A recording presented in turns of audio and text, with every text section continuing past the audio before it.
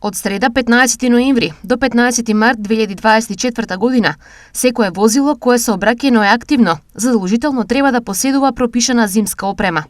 Согласно правилникот, како зимска опрема на моторните возила со најголема дозволена маса, која не надминува 3500 килограми, се подразбира: зимски гуми на сите 4 тркала со минимална длабочина на шарите на нагазниот слој по обем и широчина од 4 мм, гуми со летен профил на сите 4 тркала со длабочина на нагазниот слој по обем и широчина со минимум од најмалку 4 мм, ако возилото во приборот поседува сенџери за снег со адекватна големина за погонските тркала или други соодветни помагала. Како зимска опрема за моторни возила со погон на 4 тркала се подразбира: зимски гуми на сите 4 тркала со минимална длабочина на шарите на нагазниот слој по обем и широчина од 6 мм.